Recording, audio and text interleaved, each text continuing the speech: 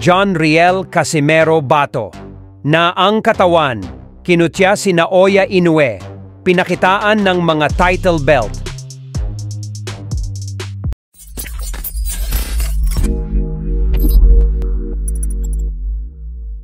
Usap-usapan na ngayon ang former 3 Division World Champion angas ng Pinas, John Riel Casimero, matapos niya ipakita ang hubog ng kanyang katawan 1 buwan bago ang kanyang inaabangang laban kontra sa Mexican former world title challenger Saul Sanchez.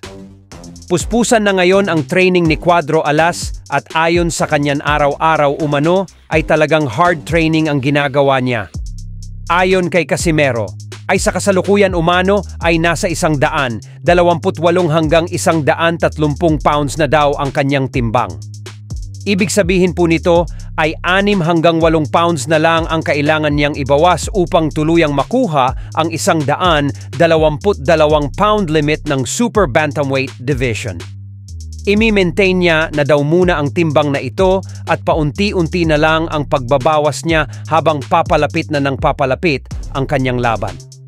Bukod dyan, sinabi din ni Casimero na plano niyang pumunta ng mas maaga sa Japan upang makapag-adjust sa klima.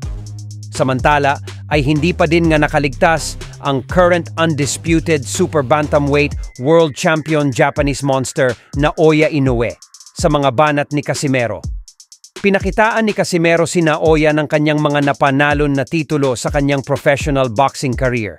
At dito nga po ay kinutya niya na si Inoue at sinabing si Inoue daw ang pinakamalakas sa mata ng mga tao.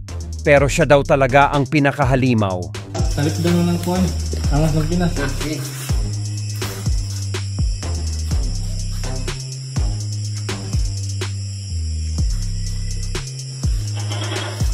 Makita ko sa... Dito yan. Oo, makita ko sa... Saan na? Nak.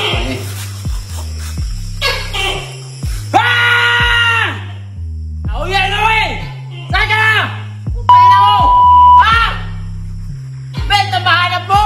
Ito naman gusto mo? Pupain na! Hindi mo tumapa pa sa'yo.